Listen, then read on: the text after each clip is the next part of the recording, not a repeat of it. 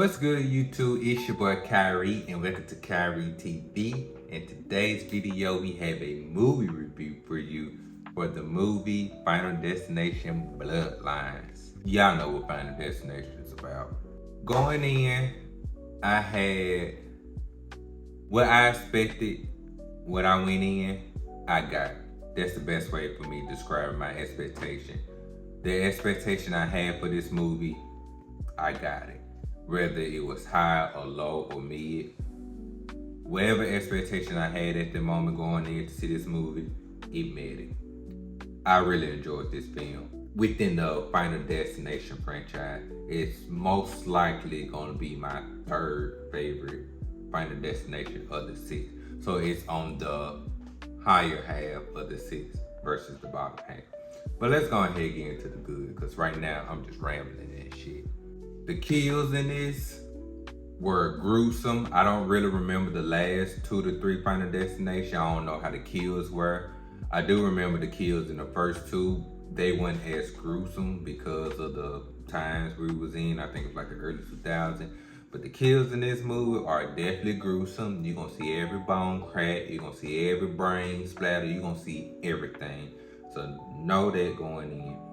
The way that people died in this they was cool. It was like a couple of them I kind of was like, they could have killed them a better way. But the gruesomeness of it made it a lot better the way they died. I know some people complain about there wasn't enough kills in this movie because they're only killing the family.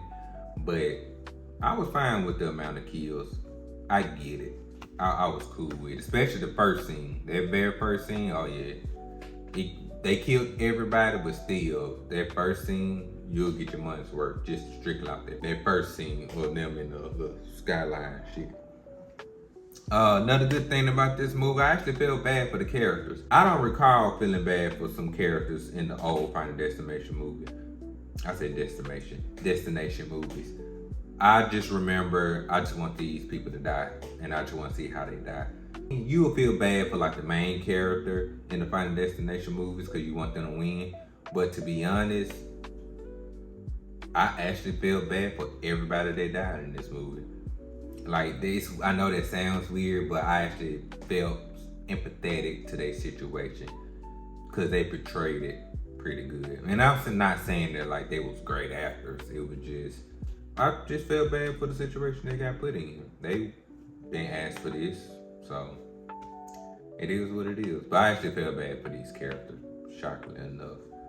The family dynamic amongst the people that was getting killed, I actually enjoyed for the simple fact that it was very believable. The banters was believable, the awkwardness, the elephant in the room type of energy. I just like the family dynamic. It seems very legit and real. Like I feel like these people hung out outside of work before they actually shot these scenes. It just felt real to me. That's just me personally. I know some people are like they just act like a normal TV family. Nah, to me, it was a little bit more realistic. I just say that. Anxiety and paranoia of this movie, throughout the whole movie, my anxiety level was up and down because you don't know when it's gonna happen. You know it's coming, but you don't know when. And I get to the fake outs later, but a paranoia was through the roof. I was like, come on, hurry up and kill this person, because I don't know what's about to happen. I don't know how they about to die. Just, come on. Like, it's just too much. It was just too much for me, but I enjoyed the paranoid aspect of it. Cinematography of the movie, of course, is better because we're in 2025. The last movie was 2011, 2013, one of those. So, of course, CGI, the scenes, how they shoot certain scenes, the color palettes, all of that looks way better than the previous movie. So, take that with a grain of salt. My boy Todd, R.I.P., his scene was great. As he was talking to them, it almost seemed like he was talking to you, the viewer, because everything he passed away. So and this was his last movie. And I feel like he knew this was his last movie, so he sent out a one last goodbye message to us as viewers. Even though he's talking to the family about what's going on and about life itself, but I really felt that he was talking to us, and it was heartwarming. It was cool. It was it was nice. I like seeing that. If it was any other actor, I probably would have been like, okay, cool, but he's a black actor. He's Candyman to me. So Todd, last scene, you did a good job, my brother. And also, this movie had a lot of funny moments. Mainly between the banter with the family. Yo, this movie actually funny. I think I laughed not out loud, but I laughed like physically at maybe 2 scenes. And I rarely do that in horror movies, but I think it was 2 scenes, which I can't remember right now because it's Tuesday and I think I seen the movie Saturday under the influence.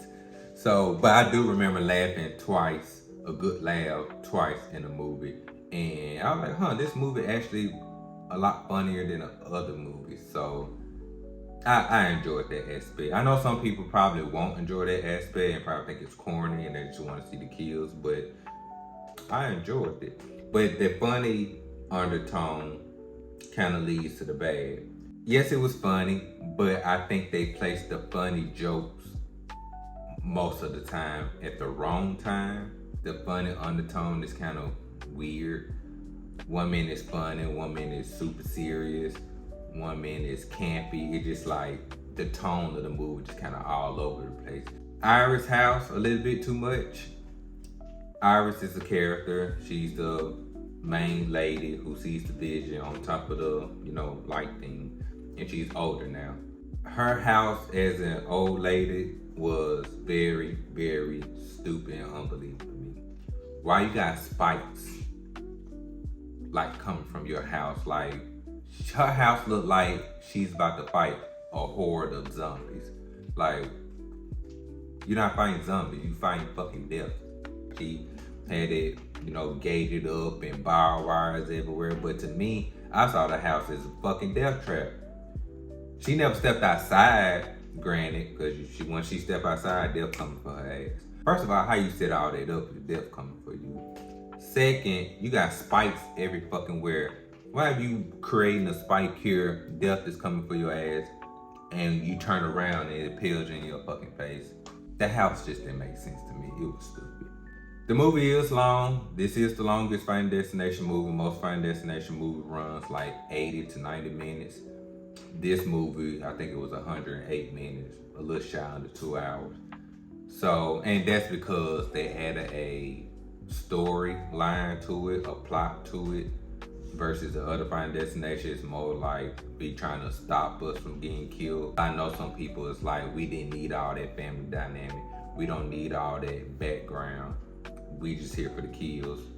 That's something we care about, and I get that. So I'm just warning you that this movie is pretty long if you're not accustomed to that type of movies. And Death being an actual character, they kept, towards the end, they were like, he's coming for us, or here he comes, shit like that. And they actually making Death like a real person, and I did not like that. Final Destination supposed to be just random incidents happen. Of course, there's some type of supernatural undertone, but this movie hinders on the supernatural undertone. And it's not like he's walking in like human form. They just refer to Death as a thing that's like a single person almost. The I put new format, and I think the reason why I put new format because it's not the same formatic. Third grade education, y'all. My apologies. But the new format, I don't feel like this is a big spoiler, but this might be a spoiler. When they die at the beginning, usually it'll go back to where she started, like in the middle of it, and she's like, oh shit, people about to die. Like, what the fuck is happening? No, once they kill everybody in the first scene, it goes 20 to 30, 40 years later. You don't see her warning people until like the middle of the movie when she meet her older self. I think that's the reason why I put new format. To be honest, I don't even think I should even put that on there. But I did, so. I don't know, I like that meme where Oprah be like, fake outs, it was meant to me because it's a lot of fake outs. One minute you think this person about to die, and you kind of scared and nervous for him, and then it's just like, oh no, it's not happening. Then you think this person about to die, oh no, it's not gonna happen. It was like a little bit too many fake outs, but I think I enjoyed the fake outs because it was raising my anxiety level and my paranoia. But to some people that might be very irritated that you think this person's about to die this way, but it's not about to happen until like 2 more fake outs. I looked away at one scene. I'm trying to remember what scene it was, but I'm pretty sure it's something dealing with skin or your hand or like glass, sharp pain. I do remember kind of just like, yeah, I can't look at that because I don't like cuts on hands and fingers and shit like that, or nails. I just don't like shit like that. You know what? I think it was him stepping on that fucking glass, which is in the trailer. I think that's the scene I looked. No, I feel like it was a little later than that. Wherever it was, I looked away. I ain't a bitch. It just, I don't do sharp shit. You sound like a bitch. Bitch. Ready or Not, Abigail, and Scream 2022. If you enjoyed those movies, this is basically what this movie is. It's in the same ballpark of those movies. It's serious, the deaths are gory, but it has a funny undertone. And I think I wrote those specific movies because I think the writer on this movie wrote those movies, or the producer produced those movies. I'm not sure. I don't got time to look it up right now, but I'm pretty sure I wrote those 3 because there's somebody who worked on those movies worked in this movie. And those 3 movies describe this movie. So if you like those 3, you will enjoy this. Easter eggs, there's a lot of Easter eggs to the past movies, not with characters, but mainly with like death. Y'all know the biggest one is the log on the back of the truck with the elevator closing in on the lady head. I think it was the second movie. There's little Easter eggs. Y'all know what I'm talking about. Easter eggs. I'm gonna rank the movies, then I'm gonna give it a grade. Cause I don't even know what the grade is as of right now. Ranking the movie, it goes 1, 2, 6, 3. I really don't remember 4. I'm gonna just throw it on there. And I know 5 is trash to me. I remember hating 5. And the grade that I'm gonna give this movie, I think I'm gonna give it a B-. I think it deserves a B-. I can say B+, but I think B- is probably the safer bet. I want to say B+, because I really had fun watching that movie, and it's like top 3 of the Final Destination.